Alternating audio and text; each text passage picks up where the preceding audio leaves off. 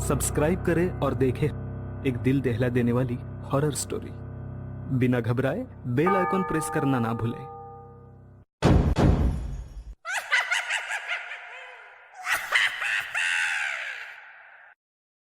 इस कहानी के लेखक हैं धीरज कुमार सालुंके। रात के 12:30 बज रहे थे। कोल्हापुर में धाराशिव जाने वाली सीनियर कॉलेज के छात्रों की बस जंगल के रास्ते से गुजर रही थी। ट्रिप खत्म करके वे वापस धाराशिव आ रहे थे। दिन भर मौज मस्ती करने की वजह से सभी छात्र थक कर सो गए थे। दरवाजे की सीट के पास विकास सर और सुशील सर खर्राटे ले रहे थे। बस ड्राइवर विजय मामा भी नींद में बस चला रहे थे। उनके बगल वाली सीट पर प्यून पांडु मामा बैठे हुए थे कि तभी बस के सामने जंगली सुअरों का झुंड आया। विजय मामा ने बस जंगल में रोक दी। कुछ देर में जब रास्ता खाली हुआ तो बस फिर से चलने लगी। कुछ ही देर में विकास सर के पीछे ही दूसरी सीट पर बैठा श्याम नींद से जाग गया। श्याम की उम्र 21 साल थी। पढ़ाई में बहुत तेज था, लेकिन हमेशा अकेला रहने वाला। ना किसी से बनती थी, ना ही उसका कोई दोस्त था। वह दूसरी सीट पर अकेला बैठा हुआ था। सर, टॉयलेट जाना है। सर ने आधी आंखें खोलकर खिड़की से बाहर देखा। बस अभी भी जंगल में ही थी। थोड़ी देर बैठ जाओ, जब जंगल खत्म होगा तब मुझे उठा दो, मैं बस रोक दूंगा। वे बोले और फिर आंखें बंद कर सो गए। शाम बस की खिड़की से बाहर देखने लगा और जंगल खत्म होने का इंतजार करने लगा। कुछ ही देर में जंगल खत्म हुआ और बस वीरान जगह पर आ गई। उसने विकास सर को जगा दिया और उन्होंने ड्राइवर से बस को रोकने के लिए कहा। जैसे ही बस रुकी, विकास सर बोले, किसी को टॉयलेट होना है तो अभी उतर जाओ, वरना बस सीधे धाराशिव जाकर ही रुकेगी। आवाज सुनकर पिछली सीट पर बैठा श्रीकांत नींद से जाग गया। विकास सर टॉर्च लेकर पहले बस से बाहर उतर गए। उनके पीछे पीछे श्याम और श्रीकांत भी उतरे और वो दोनों अलग अलग झाड़ी के पीछे टॉयलेट करने गए। श्याम टॉयलेट करके वापस आया, लेकिन श्रीकांत अभी भी नहीं आया था कि तभी श्रीकांत जोर से चिल्लाया। उसकी आवाज सुनकर विकास सर और श्याम उसकी ओर भागे, लेकिन तभी श्रीकांत झाड़ी से बाहर आया। क्या हुआ, क्यों चिल्लाए थे? कुछ नहीं सर, चप्पल से होकर कांटा पैर में चुभा। उसकी आवाज सुनकर ड्राइवर और प्यून भी नीचे उतरे थे। वह सब बस में वापस चढ़ने ही वाले थे कि तभी एक बाइक बस के सामने आकर रुक गई। अरे भाई साहब, यहाँ के नहीं हो क्या आप? क्या आपको पता नहीं कि इस रास्ते पर लोगों को हमेशा चकवा लगता है? बाइक चलाने वाला बोला। चकवा नाम सुनकर विकास सर बोले, हाँ पता है, हम बस निकल ही रहे हैं। और वो सब बस में बैठ गए। सर, वो आदमी किस चकवे के बारे में बात कर रहा था?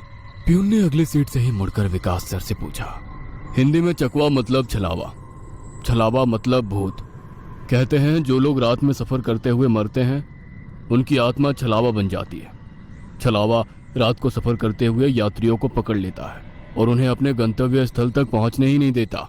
वो बस उन्हें उसी जगह पर घुमाते रहता है। कितना भी भाग लो या फिर गाड़ी तेज भगाओ, आप उसी जगह पर आप पहुंच जाओगे जहां आपको छलावा ने पकड़ लिया था। या फिर वो लोग रास्ते से भटक जाएंगे और उस जगह पहुंच जाएंगे जहां पर छलावा उन्हें ले जाना चाहता है, विकास सर ने बताया। इसके बाद ड्राइवर बोला, और यात्री रात भर उसी जगह पर बार बार घूमते हैं। वो तब तक रास्ता भटकते हैं जब तक सूरज ना उगे। जैसे ही सूरज उगता है, उनकी ताकत कम हो जाती है। मेरे कुछ ड्राइवर दोस्त हैं, उनको भी छलावे ने पकड़ लिया था। कहते हैं छलावा बस उन्हीं यात्रियों को पकड़ता है जो थके हुए होते हैं, क्योंकि उन पर हावी होना बहुत आसान होता है ना। फिर तो छलावा बहुत ही खतरनाक है। प्यून घबराते हुए बोला, अरे कुछ खतरनाक वतरनाक नहीं है, ये सब अंधविश्वास है। ड्राइवर जब थक जाता है तो रात में उसे रास्ता समझना मुश्किल हो जाता है, इसलिए उसे भ्रम हो जाते हैं और वो रास्ता भटकता है। इसे ही अनपढ़ लोगों ने भूत यानी चकवा या छलावा का नाम दिया है, विकास सर बोले। यह सभी बातें श्याम और श्रीकांत सुन रहे थे।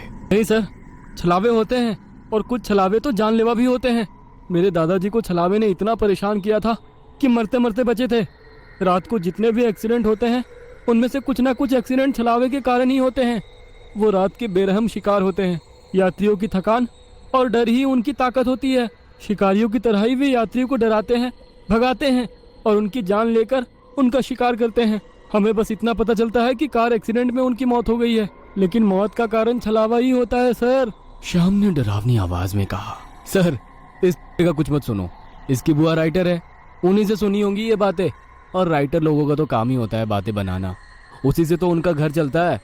पिछली सीट पर बैठे श्रीकांत ने कहा, श्रीकांत चुप हो जाओ और सो जाओ, उन्होंने डांटते हुए कहा। और उसके बाद सभी लोगों ने आंखें बंद कर ली और सो गए। कुछ समय बीता, शाम अभी भी जाग रहा था और खिड़की से बाहर देख रहा था। बस किसी जंगल के बीचों बीच से गुजर रही थी कि तभी उसने देखा कि रास्ते के किनारे एक बंद पड़ी चाय की टपरी है। लेकिन ये चाय की टपरी तो मैंने पीछे भी पहले वाले जंगल में देखी थी। वह मन ही मन बोला और खिड़की के बाहर देखने लगा। तब उसे पता चला कि वो तो वही जंगल है जो वीरान जगह से पहले आया था। वह भागते हुए ड्राइवर के पास गया। विजय मामा नींद में बस चला रहे थे, बीच बीच में आंखें झपका रहे थे। विजय मामा, बस कौन से जंगल में है? होगी किसी जंगल में। रास्ते में जंगल कम है क्या? नहीं मामा, हम वापस उसी जंगल में पहुंच गए हैं जहां पर बस के सामने जंगली सुअर आ गए थे। नहीं बेटा, तुम्हें कुछ तो गलतफहमी हो रही है। वह जंगल तो कब का पीछे छूट गया है ना। उनकी बहस सुनकर विकास सर नींद से जाग गए। क्या हुआ श्याम? सर, हमें छलावा लग चुका है। उसने हमें पकड़ लिया है क्योंकि बस वापस उसी जंगल में आई है जहां से पहले गुजरी थी। लेकिन विकास सर भी ड्राइवर की तरह उस पर विश्वास नहीं कर रहे थे। सर, अगर आपको मेरी बात पर यकीन नहीं हो रहा है तो बाहर देखो। अभी कुछ देर रास्ते के किनारे एक ट्रक दिखाई देगा जो एक्सीडेंट में पलटी हो चुका है।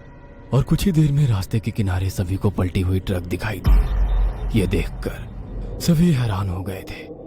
ड्राइवर ने भी मान लिया कि श्याम सच बोल रहा है कि तभी जंगल खत्म हो गया और बस वही सुनसान वीरान जगह पर पहुंच गई जहां पर वो कुछ देर पहले टॉयलेट करने के लिए रोक दी गई थी। ये देखकर सभी की आंखें फटी की फटी रह गई थी। विकास सर की तो बत्ती ही गोल हो गई थी। श्रीकांत पिछली सीट से आगे आ चुका था। सबके चेहरे का रंग उड़ गया था। बस अभी भी रास्ते पर चल रही थी कि तभी वो फिर से वापस वही जंगल में पहुंच गई। वह सभी जान गए कि उन्हें छलावा ने पकड़ लिया है। ड्राइवर कोई दूसरा रास्ता मिलता है या नहीं ये देख रहा था, लेकिन फिर भी बस वापस उसी जंगल में आ जाती थी। ऐसा लग रहा था कि मानो पूरी दुनिया में बस वही एक रास्ता है जो घूम फिर कर उसी जंगल में ले आता है। सर, अभी इस छलावे से कैसे निकले? मैंने सुना है कि छलावे से बाहर तभी निकल सकते हैं जब सुबह हो जाए। इसका मतलब हमें रात भर इसी सड़क से गुजरना होगा, जंगल से वीराने में और वीराने से जंगल में। क्यों ना हम सुबह होने का इंतजार करते हुए उसी वीरान जगह पर रुक जाए। ड्राइवर बस चलाते हुए बोला। लेकिन शायद मैंने सुना है कि छलावे में रुकना ठीक बात नहीं है। नहीं सर, मेरी बुआ ने बताया था कि अगर सेफ जगह मिल जाए तो रुकने में कोई परेशानी नहीं है। बस इतना ही पता है तुम्हें? और कोई तरीका नहीं है क्या? है, लेकिन वो अभी के लिए नहीं है। और वैसे भी अगर जिस छलावे ने हमें पकड़ा है, अगर वो कमजोर हुआ तो उसकी शक्तियाँ कुछ ही देर में कमजोर हो जाएंगी और हम छलावे से छूट जाएंगे। फिर वो छलावा हमें नहीं पकड़ सकता। इन सभी की बातें सुनकर सोए हुए सुशील सर जाग गए। अरे क्या हुआ? आ गया क्या मेरा बोरगांव? सुशील सर उबासी लेते हुए बोले। तभी सभी ने उन्हें घटी हुई घटना बता दी।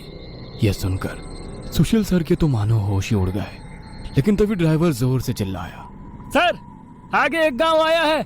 यह सुनकर सभी लोग ड्राइवर की तरफ भागे। तब उन्हें रास्ते के किनारे एक बोर्ड दिखाई दिया जिस पर लिखा था, बोरगांव में आपका स्वागत है। यह देख सुशील सर जोर से चिल्लाए, ये तो मेरा गांव है, लेकिन हम यहाँ इतने जल्दी कैसे पहुंचे? हमें तो कोल्हापुर से निकले मुश्किल से 2 घंटे हो गए हैं और मेरा गांव कोल्हापुर से 6-7 घंटे की दूरी पर है।